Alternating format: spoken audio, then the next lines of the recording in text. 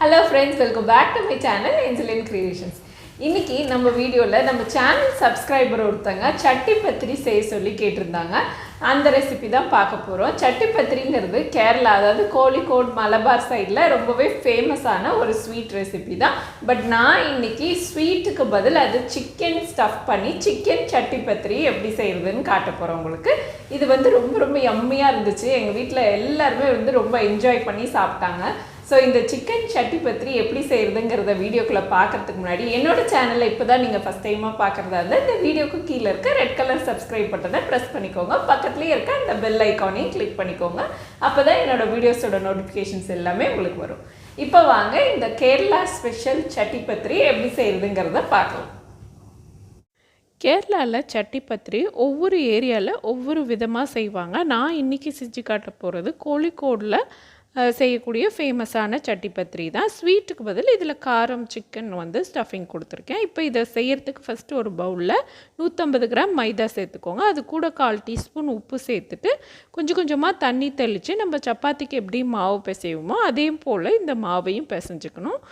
ரொம்ப சாஃப்டாகவும் இல்லாமல் ரொம்ப ஹார்டாகவும் இல்லாமல் டோவை வந்து கரெக்டாக பிசைஞ்சிட்டு இதை ஒரு 1/2 hour அப்படியே மூடி ஒரு ஓரம் வச்சுடுங்க. இப்போ வந்து ஒரு பேனில் தண்ணி ஊற்றி சிக்கன் பீசஸ்லாம் நான் போட்டு வேக விடுறேன்.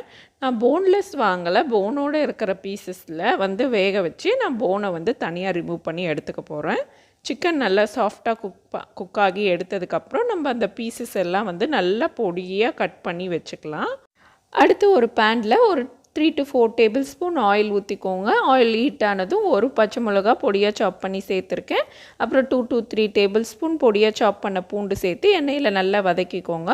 3 பெரிய வெங்காயத்தை இந்த மாதிரி கட் பண்ணி போட்டுட்டு அதை நல்லா வதக்கிட்டு தேவையான அளவு உப்பு ஒரு 1/2 டீஸ்பூன் அளவுக்கு உப்பு சேர்க்குறேன். சேர்த்துட்டு 1/4 டீஸ்பூன் மஞ்சத்தூள், 2 டீஸ்பூன் கலந்து அரைச்ச மிளகாய்த்தூள், 1 டீஸ்பூன் தனியாத்தூள், 1 டீஸ்பூன் கரம் மசாலா தூள், இது எல்லாத்தையும் சேர்த்து நல்லா வதக்குங்க. இந்த நம்ம போட்ட அந்த எல்லா ஸ்பைசஸோட அந்த ரா ஸ்மெல்லாம் நல்லா போகணும். எண்ணெயிலே நல்லா வதக்குனதுக்கப்புறம் நம்ம பொடியாக கட் பண்ண சிக்கனை சேர்த்து நல்லா மிக்ஸ் பண்ணி விட்டுருங்க. மிக்ஸ் பண்ணி விட்டுட்டு சோயா சாஸ் 1 டீஸ்பூன் சேர்த்துட்டு கூடவே கொஞ்சம் பெப்பரும் சேர்த்துக்கோங்க.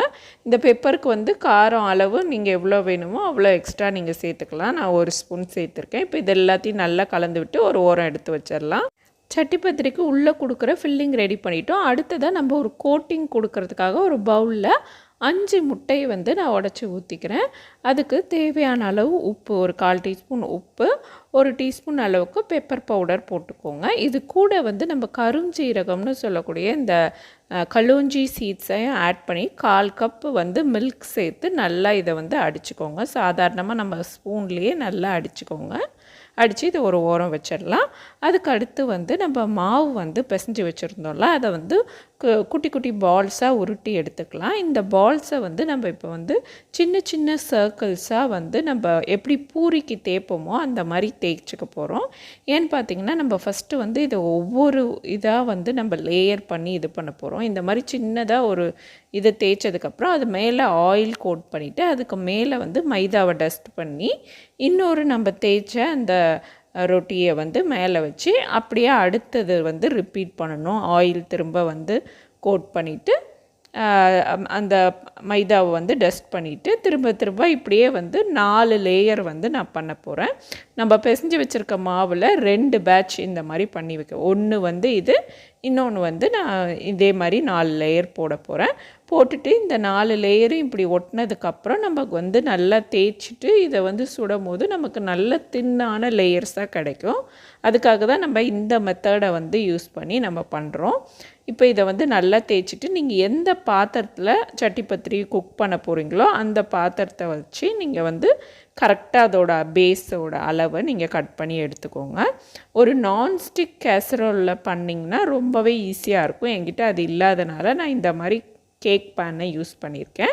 இப்போ தவாவில் போட்டு தவா ஹீட் ஆன பிறகு நல்ல மீடியம் ஃப்ளேமில் வச்சு 2 பக்கமும் நல்லா ஈவனாக குக் பண்ணி எடுத்துக்கோங்க. எடுத்துட்டு லைட்டாக சூடாக இருக்கும் போதே பிரித்தோம்னா இந்த மாதிரி வந்து லேயர்ஸ் வந்து நல்லா பிரிஞ்சு வந்துடும். ஒன்றோட ஒன்று ஒரு லேயர் கூட ஒட்டாமல் நல்லா பிரிஞ்சு வந்துடும். தவா அதிக சூட்டில் இருந்ததுன்னா ரொட்டி வந்து சீக்கிரம் மேல் லேயர்லாம் ப்ரௌன் ஆகிடும். அது வந்து அப்புறமேட்டு உங்களுக்கு பிரிக்கவும் முடியாது. ஸோ ஈவனாக 2 பக்கமும் திருப்பி திருப்பி போட்டு எடுத்திங்கன்னா தான் இந்த அளவுக்கு உங்களுக்கு ஈஸியாக பிரிக்கிறதுக்கு வரும். எவ்வளோ தின் லேயர்ஸ் கிடச்சிருக்கு பாருங்கள். அடுத்ததாக இப்போ லேயர்ஸ் செட் பண்ணிக்கலாம். அதுக்கு வந்து நம்ம எடுத்து வச்சுருந்தா இந்த கேக் பேனில் கொஞ்சமாக ஆயில் தடவிக்கிறேன். நீங்கள் வந்து பட்டர் பேப்பர் யூஸ் பண்ணுங்கள். அப்போ தான் அடி லேயர் வந்து உங்களுக்கு ஒட்டாமல் வரும்.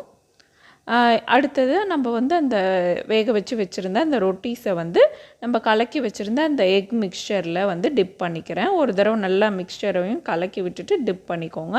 டிப் பண்ணிவிட்டு வந்து நம்ம அந்த பேனில் அடியில் வச்சுட்டு அதுக்கு மேலே வந்து அந்த சிக்கன் ஃபில்லிங்கை கொடுக்க போகிறோம்.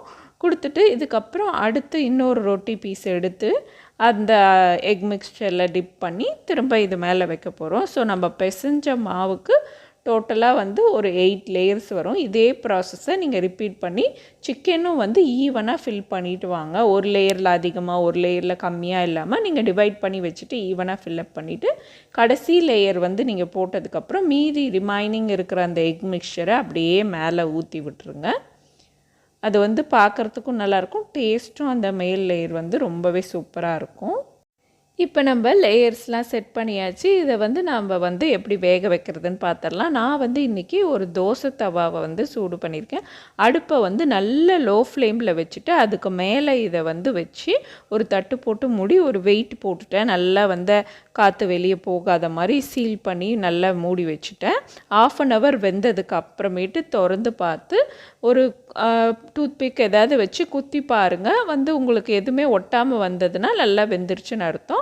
எடுத்து கொஞ்சம் ஆற வச்சு கட் பண்ணுங்கள். நான் என்ன பண்ணேன், ரொம்ப சுட சுட அப்படியே வந்து கட் பண்ணிட்டேன். அதனால் என்னோடய கடைசி லேயர் மட்டும் ஒட்டிக்கிச்சு. இதுதான் சொல்லுவாங்க, ஆக்க பொறுத்தவளுக்கு ஆற பொறுக்கலன்னு தமிழில் ஒரு பழமொழி. அந்த மாதிரி என்னோடய கடைசி லேயரை நானே பிச்சுட்டேன். ஸோ இருந்தாலும் பரவாயில்ல. இப்போ வந்து அதை அப்படியே ஃப்ளிப் பண்ணி தவாவில் போட்டு அடுப்பை லோ ஃப்ளேமில் வச்சு ஒரு 5 minutes வந்து அதை வந்து நல்லா ப்ரௌன் ஆக்க போகிறோம் மேல் லேயரை. இந்த மாதிரி ப்ரௌன் ஆக்குனதுக்கப்புறம் அப்படியே ஃப்ளிப் பண்ணி பிளேட்டில் போட்டுட்டு நீங்கள் கட் பண்ணி சர்வ் பண்ண வேண்டியது தான். அவ்வளோதான், வந்து சட்டி பத்திரி சூப்பராக ரெடி ஆகிடுச்சு. ஸ்வீட் சட்டி பத்திரி கொஞ்சம் வேரியேஷன்ஸ் இருக்குது, அதை வந்து இன்னொரு வீடியோவில் நான் காட்டுறேன். கேரளா ஸ்பெஷல் சட்டி பத்திரியை இந்த மாதிரி கட் பண்ணிவிட்டு ஒரு 2 பீஸ் சாப்பிட்டாவே போதும், நல்ல ஃபில்லிங்காக இருக்கும். டெஃபினட்டாக நீங்கள் ட்ரை பண்ணி பார்த்துட்டு எப்படி வந்ததுன்னு சொல்லுங்கள். ஸோ இன்னொரு வீடியோவில் ஸ்வீட் சட்டி பத்திரி எப்படி செய்கிறதுங்கிறதையும் காட்டுறேன். ட்ரெடிஷ்னல் மெத்தடில் இந்த சட்டி பத்திரி ரெசிபியை வந்து நான் செஞ்சு காட்டியிருக்கேன். நிச்சயமாக இந்த ரெசிபியை ட்ரை பண்ணி பார்த்துட்டு எப்படி வந்ததுன்னு கமெண்ட் செக்ஷனில் சொல்லுங்கள். இந்த வீடியோ உங்களுக்கு பிடிச்சிருந்தா லைக், கமெண்ட், ஷேர் மற்றும் ஏஞ்சலின் கிரியேஷன்ஸ் சேனலுக்கும் சப்ஸ்கிரைப் பண்ணுங்கள். தேங்க்ஸ் ஃபார் வாட்சிங்.